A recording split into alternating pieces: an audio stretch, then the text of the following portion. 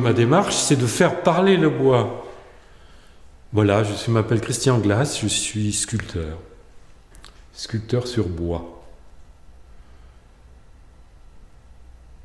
Moi, ce qui m'importe dans mon travail de sculpteur sur bois, c'est d'être en contact avec les éléments extérieurs. Je me demande même si c'est tout simplement pour ne pas être dehors en permanence et pour retrouver ce contact avec les éléments naturels. J'ai eu besoin de revenir à des choses beaucoup plus concrètes, à des choses palpables. Donc je commençais à ramasser du bois. La première fois que j'ai ramassé du bois, c'était quand j'habitais Toulouse. Je devais étouffer un peu là-dedans et j'ai commencé à ramasser du bois au bord de la Garonne. Mais mes motivations personnelles, oui, c'est d'être dehors, c'est d'être en contact. Je suis pas urbain, moi, je suis une espèce de rural. Donc c'est d'être en contact avec le monde extérieur, avec la réalité, parce que l'expression artistique s'égare, je trouve, dans notre monde contemporain. Elle s'égare dans des démarches intellectuelles, idéologiques, de communication, de technique, et puis en plus on est dans une société où on est submergé d'images, on ne voit plus le réel, on est de plus en plus dans le virtuel. Donc voilà, je touche du bois.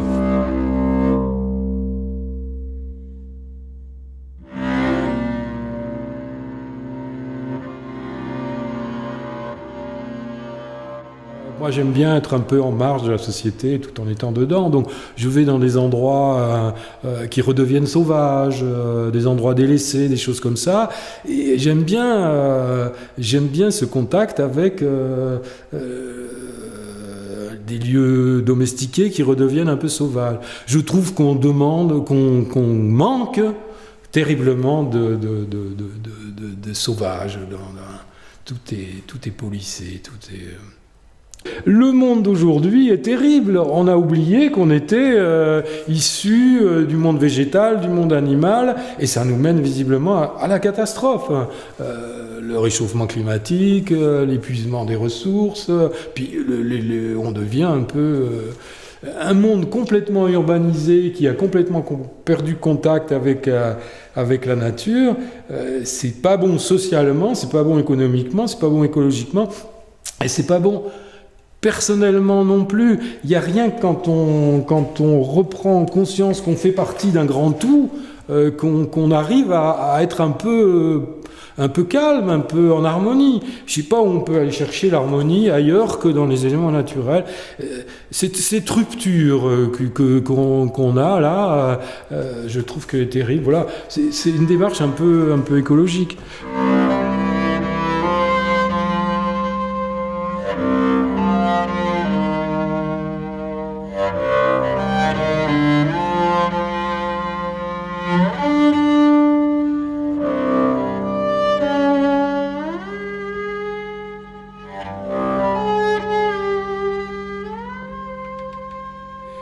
Ce que je viens de dire là, je ne l'ai pas conceptualisé avant. Je ne me suis pas dit, tiens, la société où moi je suis comme ça et je vais faire...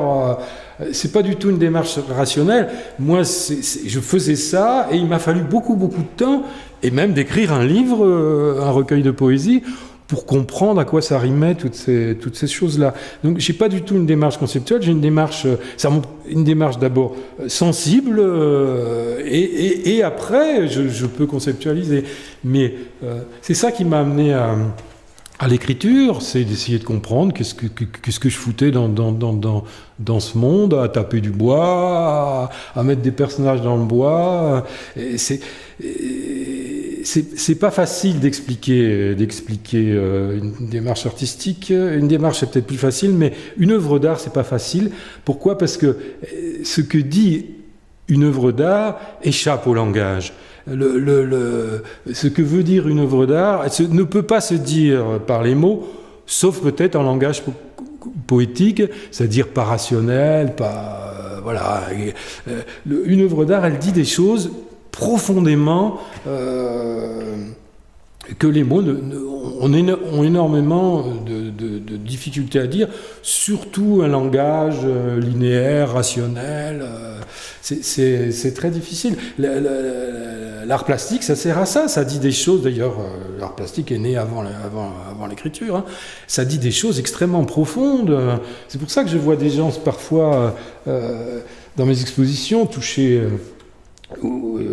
une sculpture ou la regarder, être extrêmement ému, parce qu'on n'arrive pas à mettre de mots dessus, et ça touche vraiment en profondeur.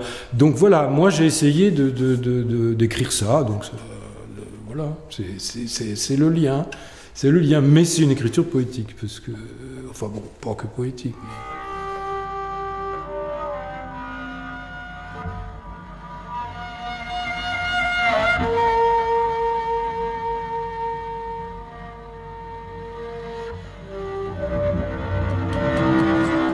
Moi, si tu veux, j'ai pas trop envie de parler de moi. Ce qui m'intéresse, c'est la démarche que j'ai et la signification que ça peut avoir dans le monde d'aujourd'hui. C'est un peu prétentieux peut-être, mais quand on s'exprime, enfin, je fais pas. Moi, je sculpte pas pour moi. Pour moi, c'est un échange. S'il n'y a pas d'échange, j'arrête. Moi, je sculpte pour sortir de moi, pour sortir de l'enfer de soi, pour être dehors, parce qu'on est de plus en plus narcissique et puis c'est pas intéressant. Moi, je veux être ouvert sur le monde.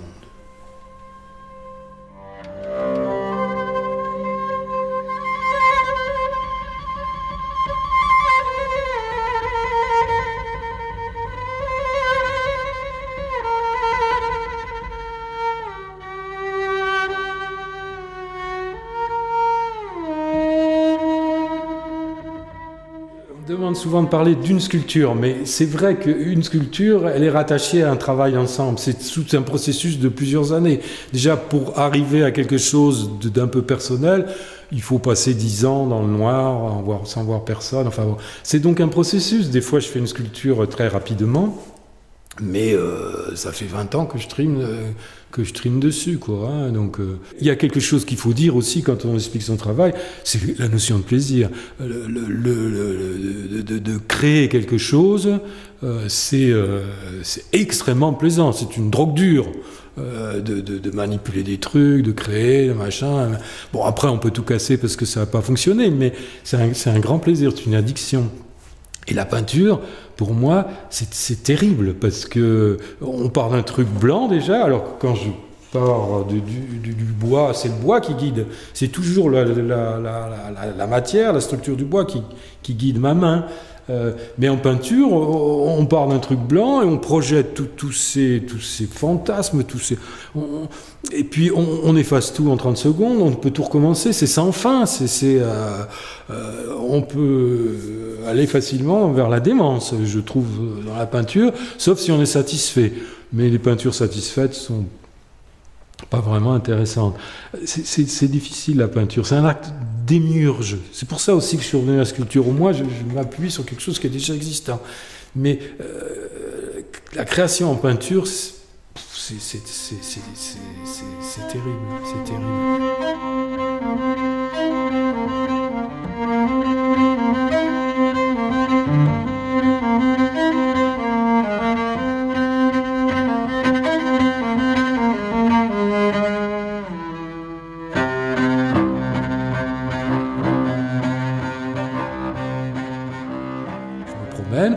Je ramasse du bois, j'en ramasse plein. En général, je le regarde, ce bois, du coin de l'œil ou plus attentivement pendant des années. Si on prend cet exemple, avant de lui rentrer dedans, puisque, par exemple, ça, c'était sans doute un bout de bois beaucoup plus grand. Il faut que je regarde dedans qu'est-ce qui m'intéresse.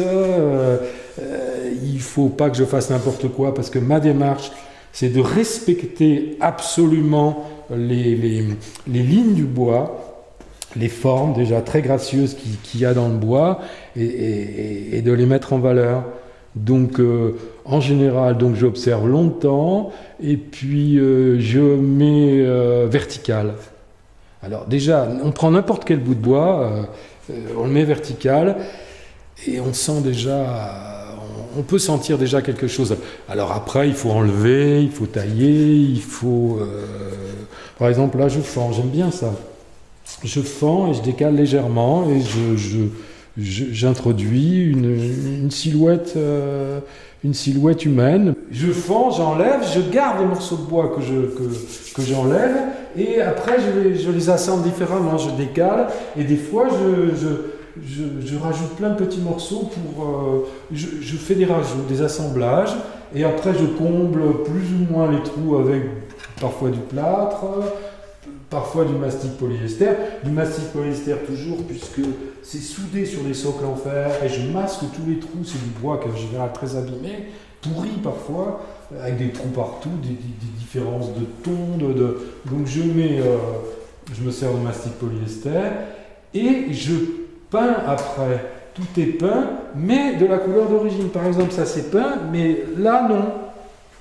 Mais par contre, l'intérieur du bois a été d'une autre manière. Il y avait des trous, il y a du fer, parce qu'il y a du fer jusque-là. Hein, tout ça, c'est rajouté avec du mastic polyester.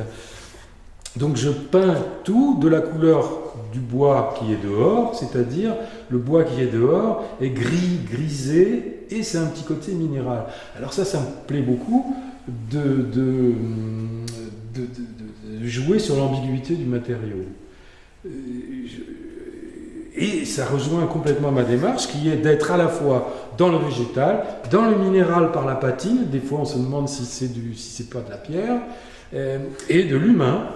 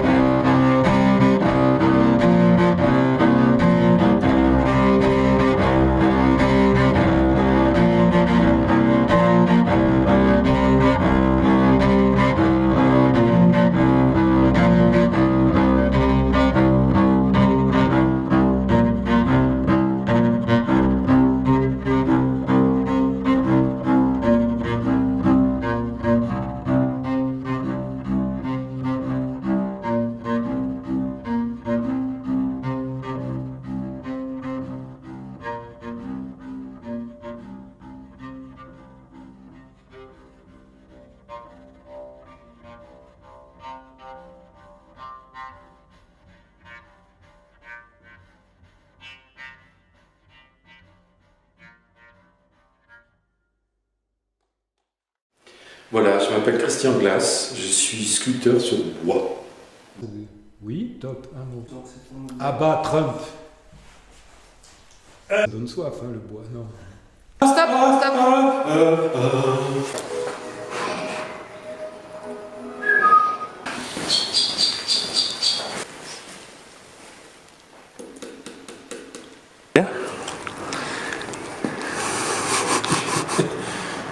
Allô, allô, allô.